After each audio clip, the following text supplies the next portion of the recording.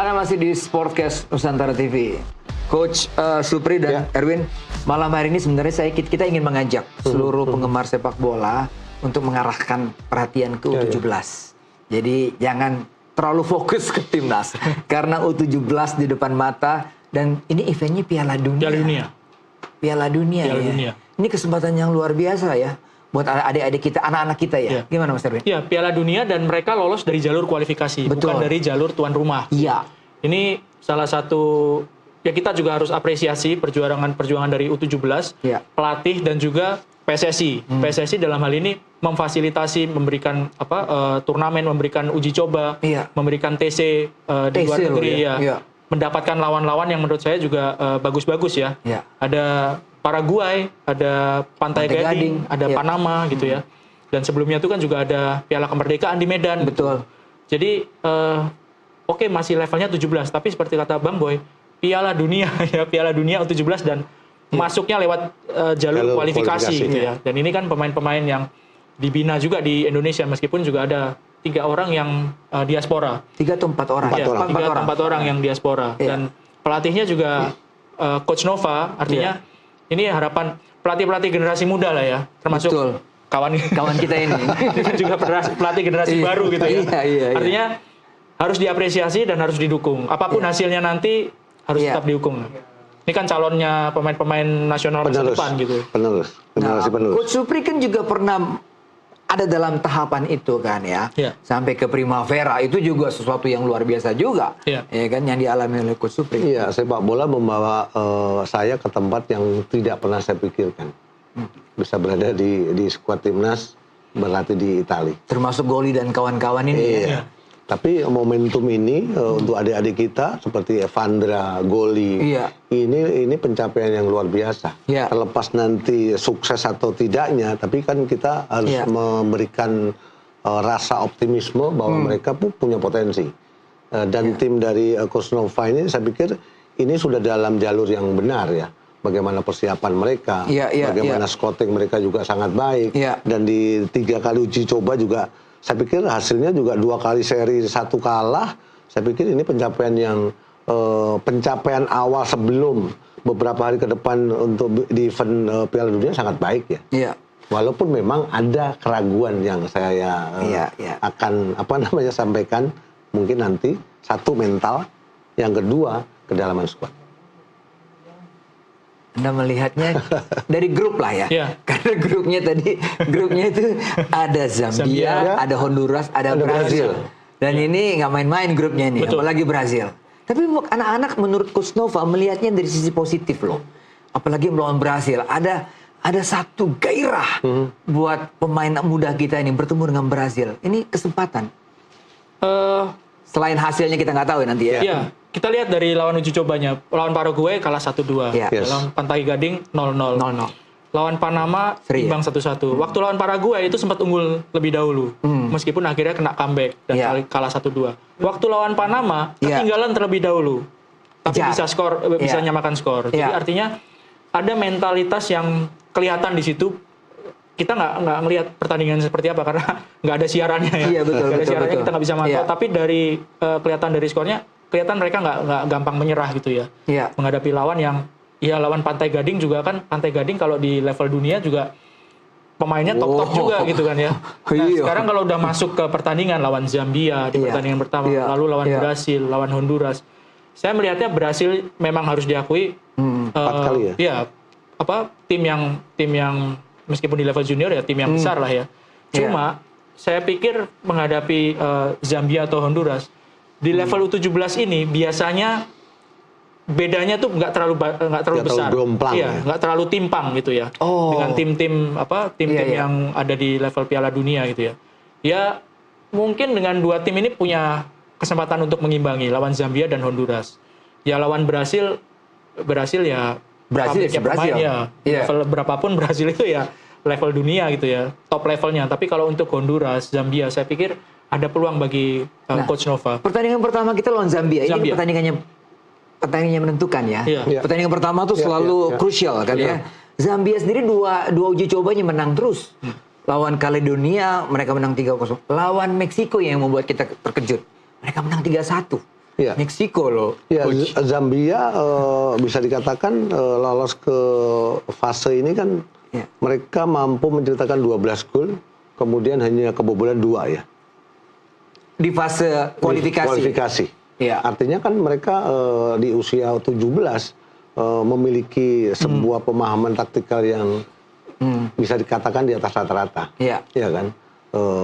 Ini menjadi apa ya? Menjadi pertaruhan awal, start awal yang adik-adik kita nggak boleh lengah gitu. Mereka punya kapasitas, mereka punya kemampuan, apalagi level fitnessnya sudah dinaikkan oleh Coach Nova, ya kan? Di gelaran ini pasti mereka harusnya all out. Tidak semua pemain, tidak semua masyarakat Indonesia di usia mereka, mereka mendapatkan kesempatan. Inilah waktunya untuk mereka bisa berkiprah. Saya sempat WA dengan Coach Nova dan juga manajer Zaki. Dari 3 pertandingan itu, ada evaluasi apa? Ada hal yang menarik, Mas Erwin, bahwa ada kesalahan-kesalahan yang masih dilakukan. Yang kedua, finishing touch. Penyelesaian akhir yang perlu dipertajam. Karena cukup banyak peluang. Karena kita tidak lihat langsung ya. Tapi menurut Bang Zaki, banyak peluang, tetapi tidak mampu diselesaikan dengan baik. Finishing touch ini dari U17 sampai senior ini PR sama. Ya. Harus diakui soal striker, soal finishing touch ini PR gitu ya. Mungkin harus dilihat ketika di Piala Kemerdekaan itu yang feelingnya yang mungkin harus dikembalikan ya. Waktu lawan Uzbekistan menang 2-0, waktu lawan Mali juga bisa mencetak 1 gol, waktu lawan Tajikistan bisa seri 2-2. Artinya kan di situ ada ketajaman, di situ ada setiap pertandingan mereka bisa mencetak gol. Itu mungkin yang harus dibangkitkan lagi ya. Cuma saya melihat bahwa lawan yang uji coba yang disiapkan dan diberikan oleh PSSI luar biasa ya. Iya, luar biasa dan mungkin itu gambarannya ketika ketemu Zambia, ya mereka seperti menghadapi Pantai Gading di uji coba kan lawan Pantai Gading. Ketika menghadapi Brasil, Indonesia menghadapi Paraguay dan Panama. Mungkin sama Paraguay yang agak mirip-mirip di Amerika Selatannya gitu ya. Saya pikir lawan Honduras mungkin akan bisa sama dengan Panama gaya mainnya. Jadi sudah disesuaikan dengan karakter kondisi lawan di grup nanti. Saya pikir ketajaman itu harusnya bisa muncul kalau misalnya bisa merefresh ketika mereka tampil di Piala Kemerdekaan sih. Iya. Coach Novas juga bilang bahwa 3 uji coba itu memberikan satu pengalaman yang dahsyat ya. Karena mereka merasakan bagaimana lawan Pantai Gading itu akan melawan Zambia. Melawan Paraguay itu sama dengan melawan Brazil ya. Itu menarik sekali nih, Coach. Iya, karena kan berbicara Pantai Gading, mereka akan bisa mengalami kultur Afrika, karakter bermainnya seperti itu. Di Primavera juga berhadapan dengan anak-anak Afrika yang ditempatkan di beberapa klub. Yes, betul. Bagaimana karakter mereka? Secara fisik mereka memang luar biasa. Kemudian juga stamina fisiknya juga mereka juga mumpuni di usia 17 gitu loh.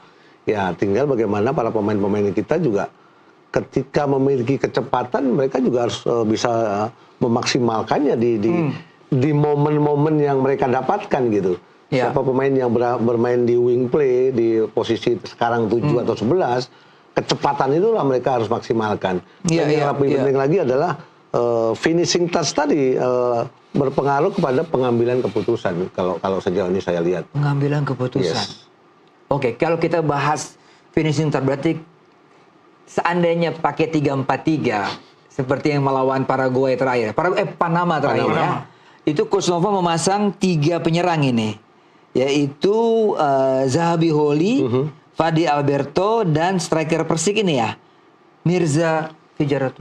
Ya, artinya kan dua winger kita itu kan sebenarnya punya kecepatan. Goli. Ya, Goli kemudian Mirza juga pemain yang sangat baik dengan akselerasi yang memang harus disokong, didukung oleh second line gitu. Ya tinggal bagaimana di waktu yang ada ini mereka harus benar-benar selain mengevaluasi hasil dari 3 kali uji coba, mereka juga harus bisa memaksimalkannya nanti di pertandingan pertama. Karena pertandingan pertama kan sangat penting gitu. Iya. Anda melihatnya dengan materi sekarang yang ada 4 pemain diaspora ya. ada Matthew Baker, lalu ada penjaga gawangnya. Bahkan di posisi penjaga gawang kita lihat masih tetap penjaga gawang yang lama dong ya, yang dari Dewa kan. Ya, kedalaman squad ini menjadi sangat perlu karena apa? Iya. Lawannya kalau U17 dari Piala Dunia itu udah kuat semua pasti melalui melalui seleksi yang luar biasa. Ya. Yang kedua, mereka bertanding itu setiap 3 hari sekali. Ya, setelah pertandingan besoknya nggak mungkin dong latihan habis-habisan, pasti recovery ya kan. Iya. Dan hanya punya waktu 3 hari itu, saya pikir dalam sebuah turnamen dan levelnya Piala Dunia itu kan pertandingan yang berat gitu. Jadi harus benar-benar dipikir siapa akan diturunkan, terutama ketika menghadapi Brasil, ya kan. Pertandingan kedua, setelah pertandingan pertama hanya rest 3 hari menghadapi lawan yang di atas kertas, lawan paling berat gitu. Itu yang harus dipikirkan dan harusnya sih bisa bermain lepas sih, karena kalau udah di Piala Dunia, terutama setelah pertandingan pertama ya, kalau pertandingan pertama kan berat ya. Iya. Menghadapi Brasil ini yang menjadi salah satu kunci juga gitu. Yang menarik bahwa mereka tidak bermain di stadion ini, bermain di pitch seperti di Senayan itu. Sampingnya ya. Sampingnya. Ini kan menarik juga nih Qatar ya.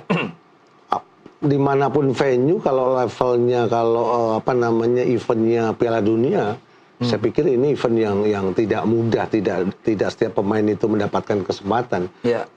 Ini harus dimaksimalkan oleh pemain-pemain kita, adik-adik kita untuk all out ya kan, membuat legacy, membuat sejarah.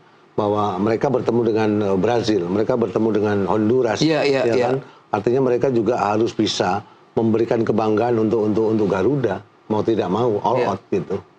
Penjaga gawang masih tetap Dava ya, teman-teman ya. Walaupun ada Mike Rajasa, Rajasa dari Utrecht. Ini kiper Utrecht. Tapi kita lihat bahwa hasil dari liga lokal kita menampilkan seorang Dava. Ya. Persaingan yang bagus sih ya. Dava selama ini kan menjadi pilihan utama, tapi ketika mendapatkan saingan dari diaspora, dari Utrecht, dari Belanda, Mike Rajasa, ini menjadi sebuah tantangan tentu bagi Dava, dan ya kita tentu berharap siapa yang bisa ditampilkan di situ adalah yang terbaik dengan persaingan yang sehat ya di situ. Dan Coach Nova melihatnya sangat objektif di sini bahwa kalau memang Dava yang terbaik, walaupun Rajasa dari Utrecht sekalipun.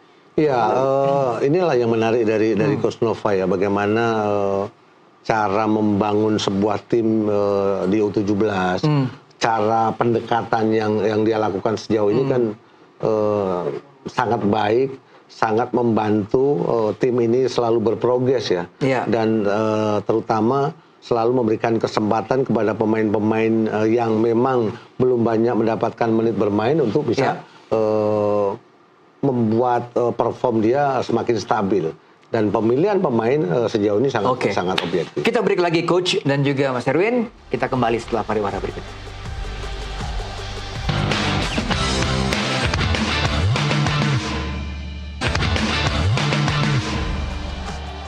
Masih di Sportcast. Informasi dari Coach Nova bahwa tadi pagi mereka siap-siap terbang dari Doha ke Qatar. Berarti segala sesuatu sudah disiapkan oleh Coach Nova dan manajer ini ya. Iya, apalagi kan hasil dari uji coba sebelum memasuki di kick off Piala Dunia itu kan penting.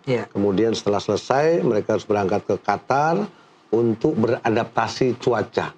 Kemudian juga membuat pemain cepat recovery, itu kan penting ya. Untuk lebih bisa disiplin, kemudian lebih siap di kick off nanti. Ini yang menarik Mas Erwin, bahwa ketika melawan Panama itu ada 2 pemain diaspora yang dimainkan di Coach Nova. Terutama di sisi wing ya. Kalau nggak salah namanya adalah Eliezer Jacob ya, dari Sydney. Sama Matthew Baker. Matthew Baker ini selalu menjadi pilihan ya. Anda melihat progres anak ini luar biasa ya Bang Erwin? Yang jelas kan pemain diaspora ini berada di ekosistem sepak bola yang lebih modern, lebih maju. Itu sih yang membedakan sekali dengan pemain-pemain yang ada di Indonesia. Itu harus diakui, sekali lagi itu kenyataan yang memang mungkin nggak enak untuk didengar, tapi itu faktanya seperti itu gitu kan ya. Mereka nggak heran kalau misalnya Coach Nova beberapa kali Matthew Baker selalu dimainkan gitu ya, karena memang mungkin memang kemampuannya bisa bersaing ataupun bisa menjadi tumpuan untuk timnas U17. Dan kehadiran 4 orang pemain diaspora ini saya pikir harusnya bisa mengangkat level permainan dari pemain-pemain yang sudah ada di U17 sebelumnya. Posisinya ini kan sama dengan posisi coach kita dulu. Back sayap. Iya, kalau saya melihat Matthew kan kemampuan kaki kirinya sangat bagus. Ya. Di saat build up, kan ketika berbicara build up itu kan tidak selalu dari kaki ke kaki, tapi bagaimana ketika ada momentum, ada ruang, ada celah, dia sesekali melakukan tendangan direct. Ini kan berpotensi sangat baik untuk counter attack. Dan visi dari seorang Matthew itulah yang dia memang layak untuk selalu mendapatkan pos di sisi sebelah kiri pertahanan kita. Gitu. Iya, dia bisa bermain di gelandang, dia juga bisa bermain di 3 back. Ataupun 2 center back, Matthew ini sangat bisa bermain. Sangat fleksibel, kemudian menjadi menjadi poin penting pemain usia 17, tapi sudah versatile, sudah mampu dimainkan di beberapa posisi dengan stabil. Itu kan sangat membantu untuk seorang pelatih memilih dia menjadikan starter di beberapa posisi. Mas Erwin, Evandra ini gelandang. Tugas dia berat sekali nih kayaknya, ya kan? Apalagi melawan Brazil nanti yang kita tahu memiliki centrocampista yang luar biasa kan. Saya duet dia dengan Nazril Alvaro ini. Kalau nggak salah, masih banyak pemain lain. Tapi kayaknya 2 ini akan menjadi tumpuan dari Coach Nova. Ya, eksplosif ya kalau Evandra saya ngelihatnya. Jadi tipikal gelandang kalau zaman sekarang box to box, tapi dia juga bisa mencetak gol. Saya pikir perannya juga cukup penting ya selain goli di tim itu gitu. Jadi peran dari Evandra dan di beberapa pertandingan uji coba, di beberapa pertandingan sebelumnya termasuk di kualifikasi kan Evandra memang menjadi nyawa dari tim U17 ini gitu. Hanya saja memang jadwal pertandingan ini pasti akan menjadi sesuatu yang challenging banget ya, yang sangat menantang untuk pemain-pemain inti dan pemain-pemain yang sangat diandalkan seperti Evandra ini yang benar-benar harus dipikirkan matang-matang ya, bagaimana menurunkan pemain, bagaimana formasi, bagaimana rotasi pemain. Karena hanya 2 hari. Kalau melihat foto-foto dari pemain-pemain Zambia kelihatan sekali dengan tinggi badan yang bagus, ya kan? Mereka semua pemain domestik itu. Hanya satu yang pemain dari Spanyol, nggak salah, main di Spanyol. Dan itu kan juga sempat disampaikan juga, itu menjadi bahan evaluasi Coach Nova. Ketika bertemu dengan Panama, mereka juga memiliki postur yang sangat tinggi. Dan ini kan menjadi challenge, menjadi menjadi sebuah analisa yang penting dan mengingatkan pemain-pemain kita bahwa lawan mereka itu tinggi-tinggi. Artinya mereka juga harus memiliki style of play, memiliki karakter bermain dengan memaksimalkan kecepatan mereka, baik itu aliran bola kah, atau memaksimalkan eksplosivitas dari wing play. Itu menjadi satu hal yang sangat positif untuk para pemain-pemain kita bahwa mereka punya kecepatan. Berarti seorang Putu Panji dan Muhammad Al-Ghazani harus mengantisipasi crossing-crossing di mana penyerang-penyerang Zambia, Honduras, dan juga Brazil memiliki kecepatan dan timing yang bagus, Bung. Iya, untuk Putu Panji selain dia juga didapuk sebagai kapten kesebelasan, ketika berhadapan atau bertemu dengan pemain-pemain yang memiliki postur yang sangat tinggi, mau tidak mau tidak boleh satu lengah, kemudian juga tepat dalam mengambil keputusan apakah zonal marking atau man marking. Apalagi kalau bola-bola sweet play, bola-bola silang, pastikan Putu Panji dan rekan-rekannya itu juga harus berani untuk berduel, minimal mengganggu. Mas Erwin, Piala Dunia ini jadi setahun sekali kan? Rencana 2 tahun. Setahun sekali. Setahun sekali. Setelah 2 tahun jadi setahun. Ini ada konsekuensinya buat materi pemain yang harus terbina. Berarti kita mengantisipasi nggak ini? Atau kitanya, ya sudah, banyak pemain-pemain yang ada saja. Kan berarti kita harus kesiapkan juga. Dari SSB kita, dari EPA mungkin juga. Gimana, Bu? Kalau saya melihatnya ini adalah upaya pemaksaan dari FIFA untuk negara-negara semakin giat memproduksi pemain. Karena idealnya tim yang sekarang ini nggak dipakai lagi di Piala Dunia tahun depan. Lupakan tim sekarang, karena harusnya tim yang di bawahnya lagi. Dan itu akan tercipta kalau ekosistem sepak bolanya itu sudah berjalan dengan lancar. Kompetisinya sudah ada, pembibitan pemainnya juga sudah lancar. Nah, yang menjadi PR setelah lolos di Piala Dunia U17 ini, bagaimana dengan tahun depan? Bagaimana dengan tahun-tahun sebelumnya? Apakah sudah ada pemainnya? Itu kan menjadi PR. Karena sekali lagi bahwa regulasi yang berubah menjadi setahun sekali ini adalah upaya pemaksaan dalam tanda kutip untuk hal yang positif supaya produksi pemain itu tetap ada gitu. Ini pertanyaan ke coach ini. Iya, karena dia langsung bersentuhan dengan pemain-pemain usia dini. Dalam beberapa bulan terakhir itu ada beberapa pemain kami, siswa kami itu juga mendapatkan kesempatan untuk seleksi, terutama siswa-siswa yang punya kelahiran di 2010. Infonya adalah untuk Piala Asia 2027. Nah, harapan saya pemain inilah nanti yang menjadi cikal bakal menjadi penerus di World Cup U17. Walaupun nanti 2010 atau 2009 gitu. Karena usianya 15 atau 16 tahun, punya waktu rentang 2 tahun untuk dipersiapkan ke Piala Dunia U17 ini. Ada proses untuk yang sudah dilakukan dalam melakukan seleksi.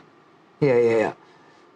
Ya kita berasumsi bahwa negara lain, even itu Zambia yang mungkin kita anggap negara Afrika, mereka memiliki roda kompetisi usia dininya sangat cukup terorganisir mungkin. Iya, bahkan kalau kita bahas Zambia, Honduras pun itu pemain-pemainnya sekarang ada yang dari Braga, ada yang bermain di Amerika, ada yang main di Dallas, ada yang main di Deportivo La Coruña, Spanyol ya. Iya, jadi pemain-pemain dari Honduras pun juga sudah ada yang bermain di luar negeri, diasporanya juga ada gitu.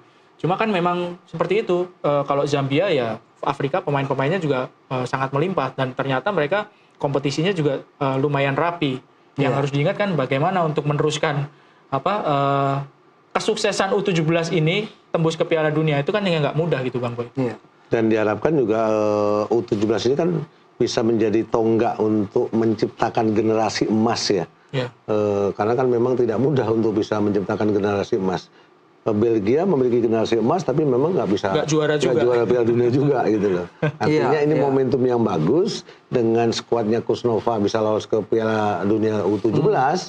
Artinya juga harus ada pembangunan pemain-pemain usia muda, usia dini di kelompok usianya masing-masing. Kalau memang harus start dari 12 tahun, kenapa tidak?